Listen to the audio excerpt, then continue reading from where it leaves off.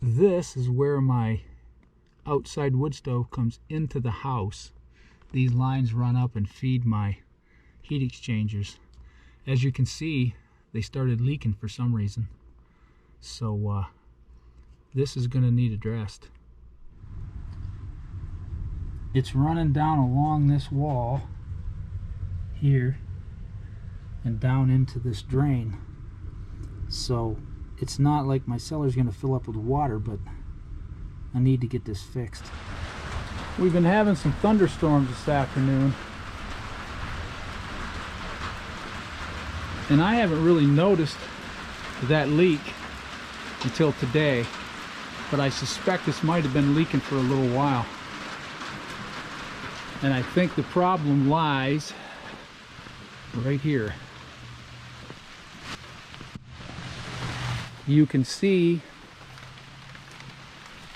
this is full of water right here, and right over here is where my lines come into the house where we were at just a minute ago.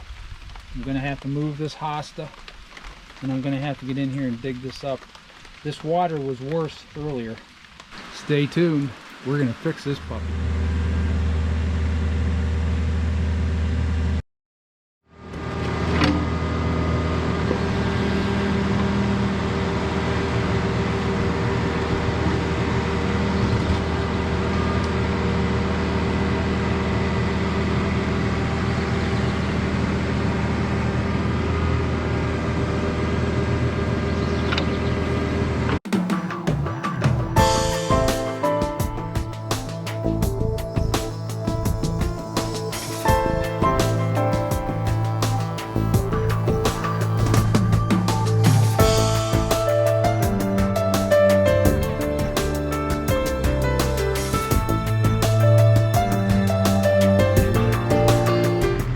According to my calculations, I have about another foot to go here. So I'm going to go get a shovel, and we're going to work on getting this uncovered and getting that dirt out so I can get this bucket down in further. But I need to know where my lines are. But the nice thing about this is my lines are running parallel to my bucket, so my chances of grabbing them and pulling them out are very slim. So I just need to be careful and go slow.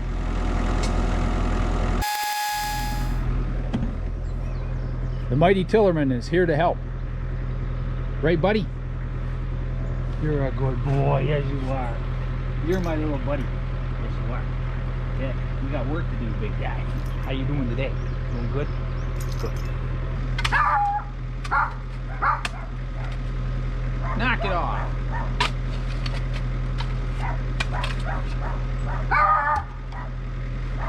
He's a killer. He gets under him and rips their guts right out. He's really short. Okay, according to my calculations, we got to go down about another foot.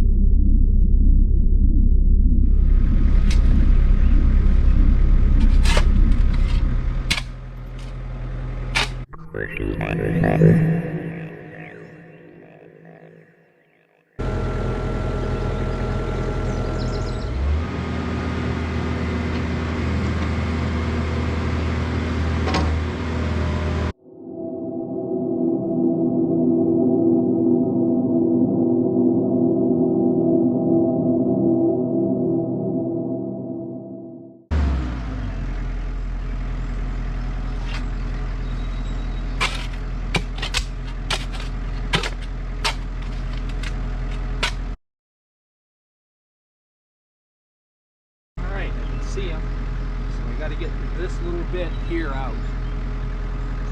Be very careful.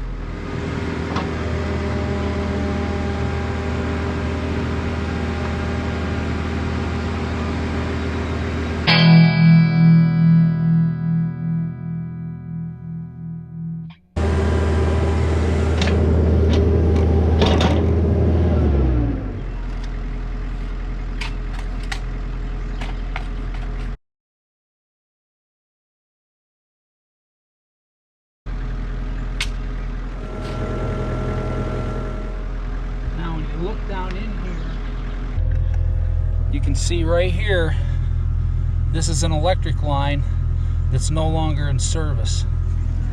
The stove is now over there, and you can see that little green line that goes up into the shed.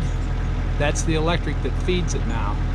So this line inside has been disconnected. I disconnected that when I moved the stove, and now I'm going to cut this one out. And you can see right here, this is the line. So I have to dig around this, take a little more dirt out behind me, and get down in here so I can get to these lines where they come through the wall. And I've got a plan for getting those to become waterproof again. So onward and upward.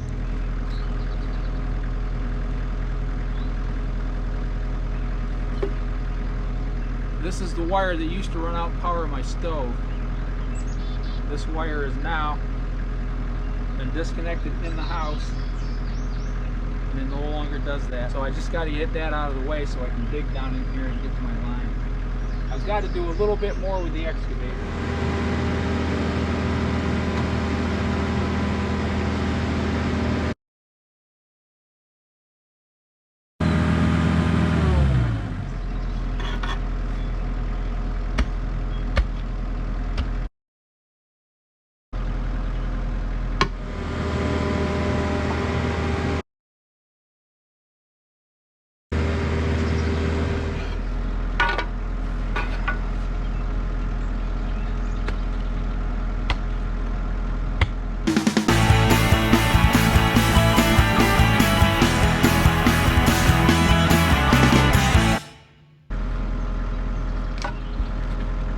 Track cleaner for the excavator. This ought to work pretty good.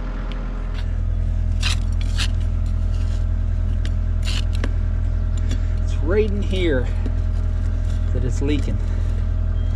And if you notice, this corrugated tube runs right up to the wall. So I've got to get this probably cut back a little bit so I can get to the actual pipes themselves. There's red, there's blue. This dirt's gonna have to come out just enough that I can get something in there to dry it with. And I've got a plan.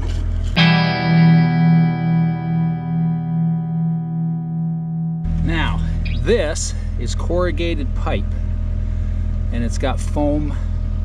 It's foam filled to protect these PEX pieces. So what I have to do is I'm going to have to cut this back a little bit, probably right about here, and expose these PEX pipes a little more. Then I have to clean around them.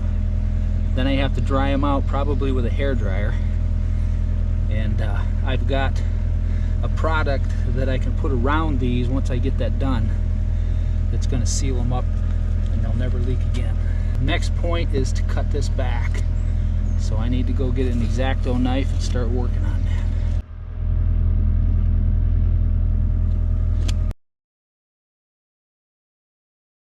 Try to do it without harming our PEX.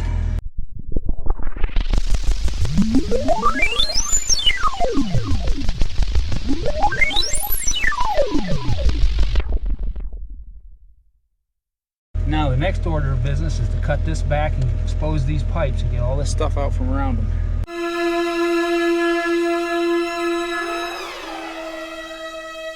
Now, as you can see, this has got a foam layer in it.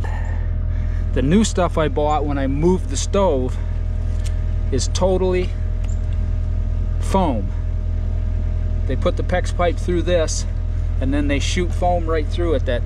It's like great stuff, and they completely entrap these. So now my job is to get these all cleaned out real good here and get all the stuff off. And then I have a product that I'm going to put on here. It's going to seal those very well. Let's go get some tools and get this cleaned up. All right, got cleaning utensils here. We'll start with this and work all the dirt out we can here. I don't want to have to revisit this. I do not know what they used on this, because I didn't have anything to do with this. When I had this installed, it was installed through insurance, and I did not have anything going on with it. I'm thinking they must have used some kind of mortar mix or something in here, and the water worked on it over the years and killed it.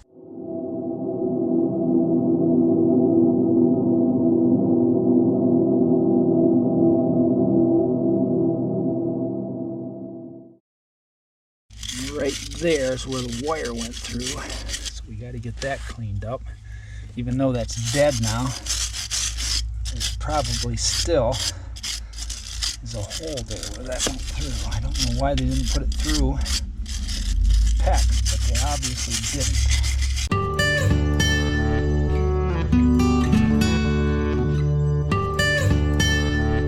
I should be able to get right in under there. Should be able to get all that filled in. So let's go get a rag and wipe these off good and get a hairdryer.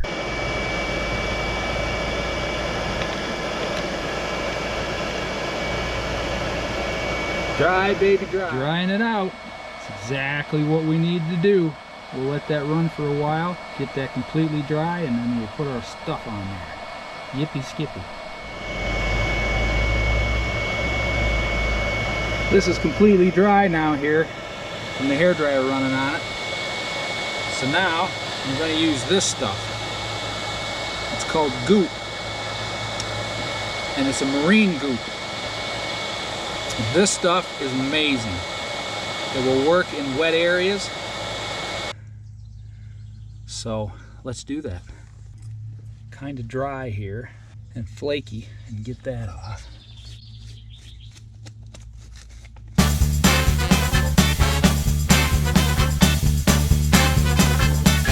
Flaky is now gone. All right.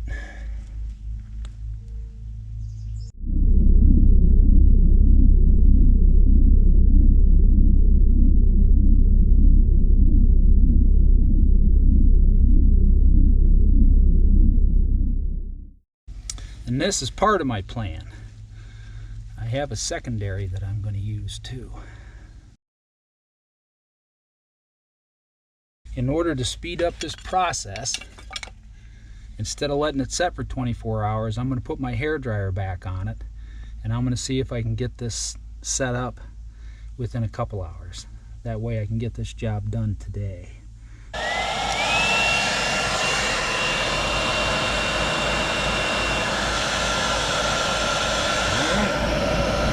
Leave her right there. So now it's time for the second load.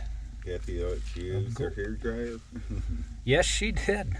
We are back here putting the second layer on of the marine goop.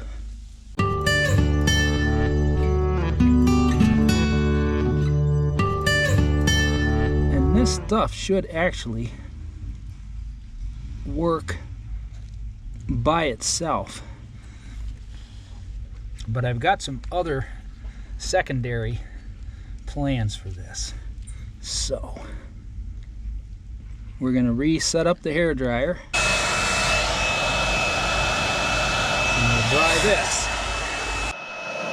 Still drying. Second coat's almost dry. It's almost time for step 3 and step 4. So I'll be back. Okay, now this is ready for step 3. I'll show you what I'm going to do.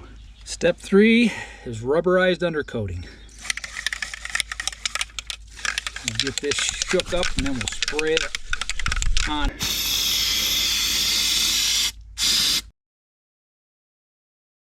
So we will put our hairdryer back on there and let that dry. I'll be back for step 4. All right, it's time for step 4. The undercoating is dry. I have never used this stuff before. They're not sponsoring my channel. None of the products I've used are. But I was given a case of this by a guy, probably because it doesn't really work that well, but I don't know, so I've never used it. So I figure I will put a whole bunch of this on there as well over everything, and hopefully these 4 steps will keep this from ever leaking again.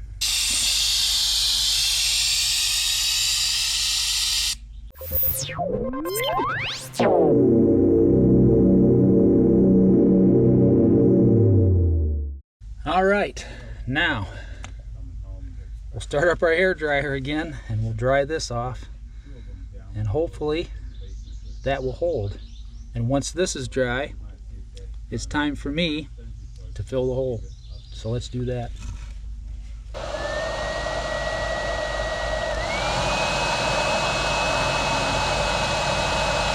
All right, we'll be back. Now the 4-step process is all done. This is all dry. It's looking great. So what I'm going to do here is I'm going to shovel a bunch of dirt in here by hand and get this up a ways and keep all these rocks out from getting up next to my lines. So that's the next step. So let's shovel some dirt in.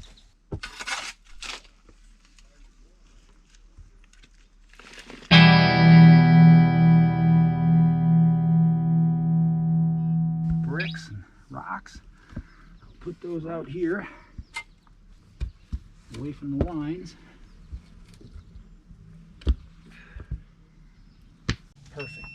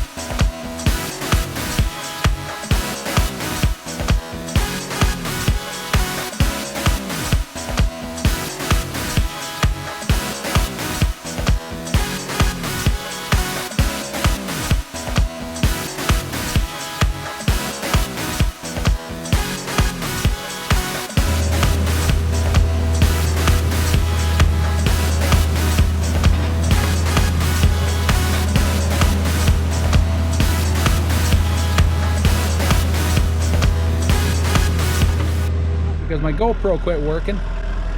But we got this back in. We got the hostas back in. We got to do a little fill work right here with a shovel. There's always hand work to do, and that's done. So hopefully we will not have any more trouble back there. All right, I got another job to go do, so let's go do that. After looking at this, I figured out why this failed. If you look here, right here, see this gap?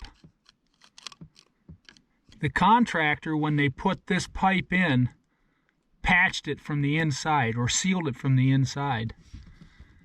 You can look here over at this side and you can see where the patch came off and fell off. But that's exactly why that failed, is because they patched it from the inside. When you try to patch a leak or a pipe or anything coming into a house in a basement, you cannot patch it from the inside.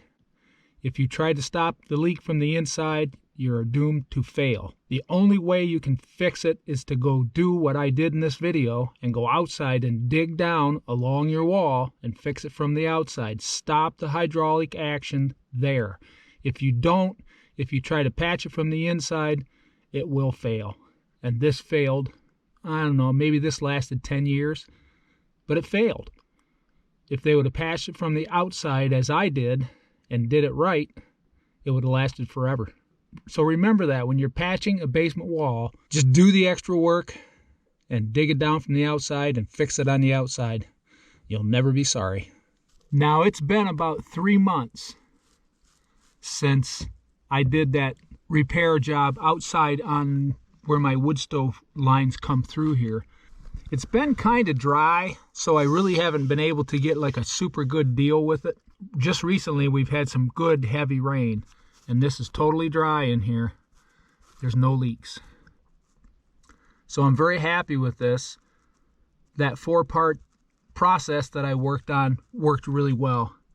And you can see that that's totally dry. There's nothing's leaked. So we were successful, and this is fixed. Thanks for watching.